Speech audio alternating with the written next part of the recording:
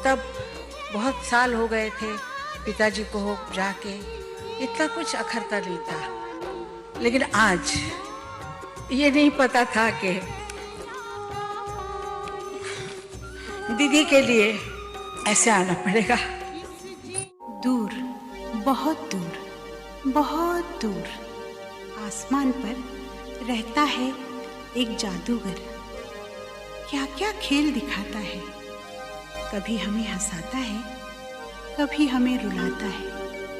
चोरी चोरी कोई आए, कोयल कूके कूके गाए, मन ऊपर नीचे ज़मीन है। दो पलक थी ये दिलों की दास्तां। दोस्तों, लता दी आज हमारे बीच मौजूद नहीं, इसलिए उनकी याद में हम आज उन्हें आखिरी अकीदत पेश करते हुए हम आपको लता दी के संगीत सफर पर ले जाएंगे। आनंद बख्शी जैसे बड़े संगीतकार ने लता जी के बारे में ये लिखा था, ये गुलशन में बादे सबा गा रही है, के पर्वत पे काली घटा गा रही है, ये झरनों ने पैदा किया है तरन्नुम, के नदियाँ कोई गीत सा गा रही है, के महिवाल को याद करती है सोनही, के मीरा भजन श्याम का गा रही है। मुझे जाने क्या क्या गुमान हो रहा है, नहीं और कोई नहीं लता गा रही है, यूं ही काश गाती रहे हमेशा, दुआ आज खुद ही दुआ गा रही है। दिल में नफरत का जहर भरा, ये जात धर्म के झगड़े इंसान की है नादान। हेलो दोस्तों, स्वागत है आप सभी लोगों का हमारे चैनल के लेजेंड्स में। दोस्तों, अभी मैं आया हूँ मुंबई के पेडर रोड में और मेरे पीछे जो आप घर देख रहे हैं जहाँ पर बहुत सारे पौधे लगे हुए हैं, इसी बिल्डिंग के जो है फर्स्ट फ्लोर। वैसे तो ये पूरी बिल्डिंग लता मंगेशकर जी की ही है, लेकिन वो इस फ्लोर पर रहते थे। आज भारत की सबसे लोकप्रिय गायिका, जो भारत रत्न, भारत भूषण, भारत पद्म भूषण ऐसे ऐसे अवार्ड से सम्मानित सुरों की सरस्वती, जो आज हमारे बीच मौजूद नहीं है। रह जाती है याद निशानी,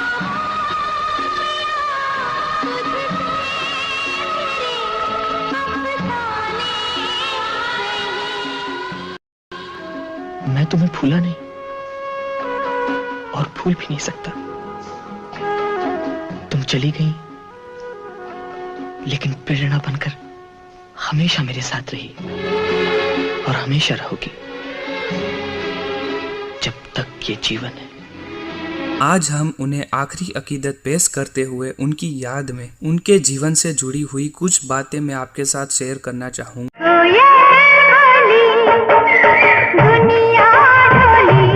जिनकी आवाज से हमारी सुबह की शुरुआत होती है और दिन खुशगवार हो जाता है, जिनका स्वर अगरबत्ती सा महकता है, जिनके स्वर से हम साधना में लीन हो जाते हैं और जिनकी आवाज से हम अपने गम भूल जाते हैं।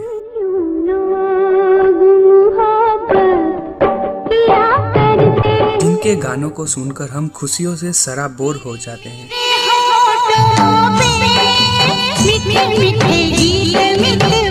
वो आवाज की नदी है, नदी नहीं बल्कि समंदर है, जिनमें सारी आवाजें समाहित हो सकती है। वो है सुर कोकिला, सुर सरस्वती। 28 सितंबर 1929 को इस दिव्य स्वर का आगमन हुआ। हम हैं तैयार चलो। मास्टर देवानंद मंगेशकर और शेवंती मंगेशकर के जीवन में उनकी पुत्री के रूप में तब किसे पता था कि ये स्वर एक दिन अपने आभा से न केवल भारतवर्ष बल्कि पूरे विश्व को आलोकित करेगा। संगीत प्रेमियों के हृदय मंदिर में गूंजता लता जी का ये सात्विक स्वर। लता जी की आयु मात्र 13 वर्ष थी जब उनके पिता मास्टर देवानाथ मंगेशकर इस दुनिया से विदा हो गए।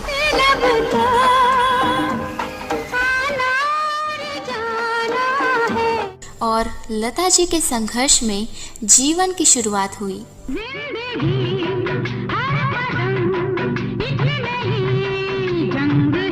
भाई बहनों में वरिष्ठ होने के नाते परिवार की जिम्मेदारी भी उन पर थी। सुखस्ट के इस घड़ी में मददगार साबित हुए। नवयुग चित्रपट संस्था के मालिक मास्टर विनायक दामोदर कर्नाटकी।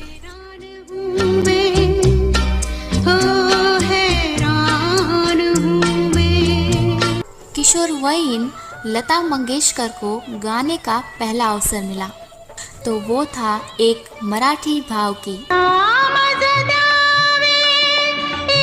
मराठी फिल्मी और गैर फिल्मी गीतों से लता जी की संगीत यात्रा का शुभारंभ स्वाभाविक था। सुधीर फडके, दत्ता डावजीकर, वसंत प्रभु, वसंत देसाई, यशवंत देव और देवानंद मंगेशकर जैसे नामी गिरामी संगीतकारों की रचनाओं को अपने सुचिरभूत मधुर स्वर से श्रृंगारित किया है लता मंगेशकर ने। भक्त गीत हो या भावगीत,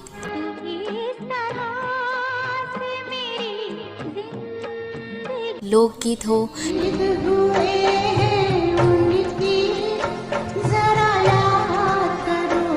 या सिने संगीत,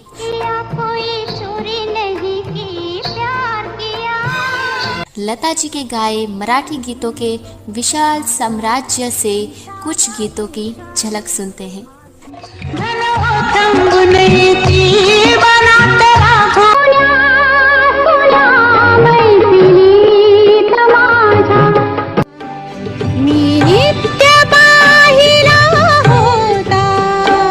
सूर साम्राज्ञी लता मंगेशकर ने मराठी फिल्मों के लिए आनंद धन के नाम से संगीत निर्देशन भी किया। ये फिल्में हैं मराठा तितुका मेळवावा, राम राम पाहुणा, तांबडी माती, मोहित्यांची मंजूरा और साधी माशी। हमारे देश की लगभग 36 प्रादेशिक भाषाओं में लता मंगेशकर ने गीत गाए हैं, जिनमें प्रमुख मराठी, बांग्ला, राजस्थानी, डोंगरी, गुजराती, पंजाबी, भोजपुरी, असम बियाती, लिघु कश्मीरी, मलयालम, कन्नड़, सिंधी और तमिल। बांग्ला संगीत जगत को लता मंगेशकर का विशेष योगदान रहा।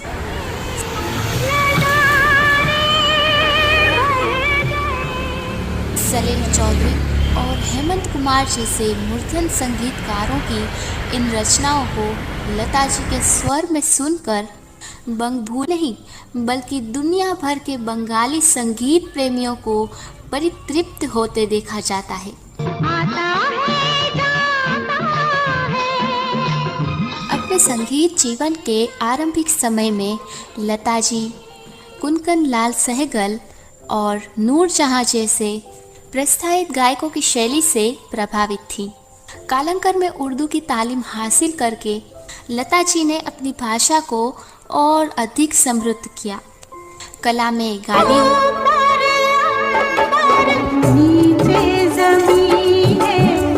कला में दाग हो या फिर हो मीर का रंग सुखन, लता जी ने जब गाया तो एक एक लफ्ज अपनी मानी के साथ सामेईन के दिलों में उतर गया। मीर का ये कलाम फिल्म बाजार से दिखाई दिए। शास्त्रीय संगीत के नित्य अभ्यास और साधना से ही ऐसे दिव्य स्वर किसी कंठ से निसृत होते हैं। लता मंगेशकर के स्वर में भक्त रचनाओं को सुनकर ही श्रवण भक्तों को नाथ ब्रह्म की अनुभूति होती है। संत तुलसीदास, संत मीराबाई, संत सूरदास, संत कबीरदास और गुरु नानक देव जी की रचनाएं शब्द लता जी के स्वर से जब निसृत होते हैं तो मन भक्ति भाव से भर उठता है। हे मालिक तेरे बंदे हम, और मूर्धन्य गायक पंडित भीम सिंह जोशी के साथ जब लता जी ने राम का गुणगान किया और आराधना नारायण की तो वातावरण भक्त रसमय हो उठा। राम को प्रणाम। यूं तो लता जी के संगीत संसार से कुछ मोती चुनना हमारे लिए अत्यंत कठिन है, परंतु फिर भी ऐसी रचनाओं को याद करते हैं जिनमें लता जी ने अंजलिक गायन शैली को पूर्णत्व प्रदान किया। ये है राजस्थान की मांड।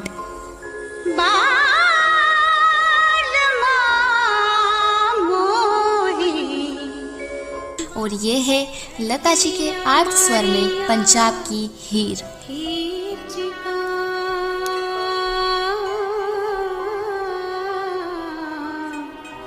और ये है मराठी लोकगीत राजा सारंगा। ये एक और प्रादेशिक रचना डोगरी में। श्रोताओं, हमारे जीवन की सभी अवस्थाओं को प्रभावित करने वाला कंठ है। लता जी के इस मंजुल स्वर में हमने कभी लोरी सुनी,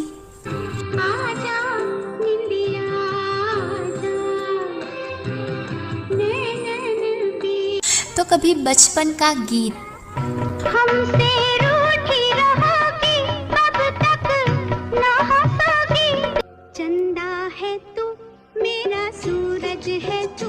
और कभी बचपन के एक बाबूजी को याद करती बेटी लता जी। एक था बचपन, एक था बचपन, एक था बचपन।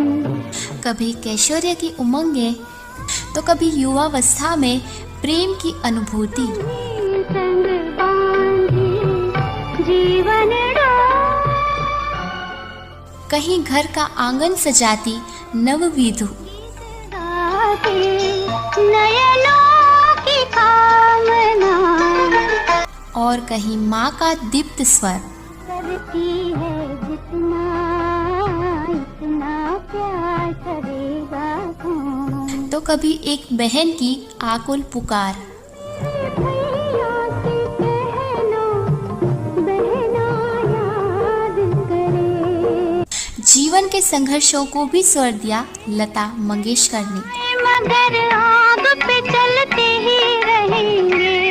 लता जी ने जब जब नृत्य गीत गाए, नृत्य की विभिन्न विधाओं को स्वर्णिम बना दिया। का समा झूमे चंद्रमा तन मोरा नाचे रे। जाने जा घाट पड़ी दिल में संग आप लड़ी रे। दिल में संग आप लड़ी। उनकी गली में दिल खो गया, बिंदिया हो तो ढूंढ भी। लता दी के संगीत सफर को कुछ ही समय में समेटना नामुमकिन है। हमारे देश की पहचान है लता दी, श्री कृष्ण की मुरली की तान है लता दी। जीवन जो तुजागर है।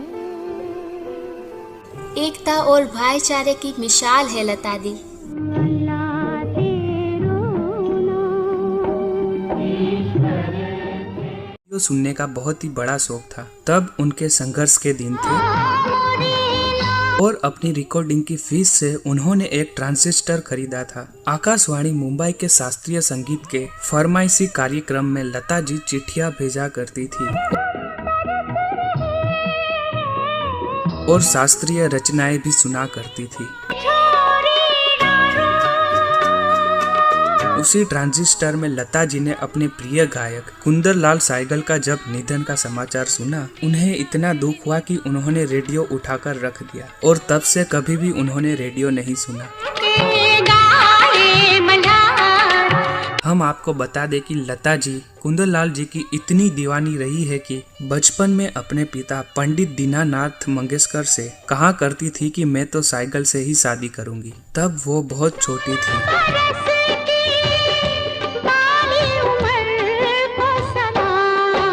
ये तो सभी जानते हैं कि 1946 में लता मंगेशकर जी ने अपना पहला हिंदी गीत गाया था वसंत जोगलेकर जी की फिल्म थी आपकी सेवा में, जिसके संगीतकार थे दत्ता दारजेकर। हो जिंदगी की न टूटे। उस गाने से तो उन्हें पहचान नहीं मिली, लेकिन लता जी को बड़ी कामयाबी और पहचान मिली कमाल अमरोही जी की फिल्म महल से।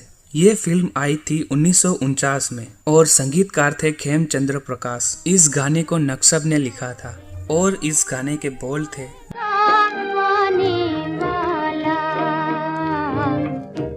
ये लता मंगेशकर जी को पहचान दिलाने वाला सिर्फ एक ही गाना नहीं था। उन्होंने 1945 से लेकर 1948 के बीच में तकरीबन 66 गाने गाए और 1949 में सिर्फ एक साल में उन्होंने 161 गाने गाए। इस तरह 1949 में उनका सूरज चमकने लगा। दुश्मन न करे दोस्त ने वो काम किया है।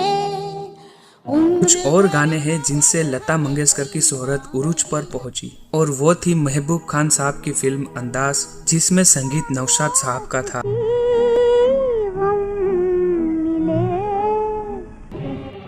बस अब उनकी तारीफ में मैं क्या कहूँ। ऐसी कोई तारीफ नहीं जो इनके तारुफ के साथ ना जुड़ी हो। स्वर कोकिला, स्वर सरस्वती और न जाने क्या क्या, हर लफ्ज उनकी तारीफ में छोटा सा लगता है। आई मिस यू लता। तो मुझे मौका मिलता तो मैं उनके लिए गाती। ओहो, लता। धक धक बोले। उसने अपनी शोहरत को बिल्कुल अपने ऊपर हावी नहीं होने दिया। ये भी परिंदों की आवाज बिल्कुल लता की आवाज की जैसी। तो उससे उसका आर्टिस्ट जो है वो जो गाना जो है उसका वो महफूज रह गया। देखा है, हालांकि मैं किसी मर्द को प्लेबैक नहीं दे सकती हूँ, पर मैं जब यूसुफ भाई को देखती हूँ, उन्होंने एक गाना गाया था मधुबन में राधिका नाचे, तो वाकई उनकी ये सब नसें तन गई थी। तो पता चलता है कि वो गा रहे हैं, ये नहीं लगता कि रफ़ी साहब गा रहे हैं। And she's been able to contain herself. She's a very self-contained person. Sometimes ऐसा हो सकता है कि she may give the image of being a complexed person. कि complex है उसमें, complex नहीं है। वो अपने आप को महफूज रखना चाहती है, दूसरी चीजों को अपने नजदीक आने देना नहीं चाहती। This solitude is a very essential part of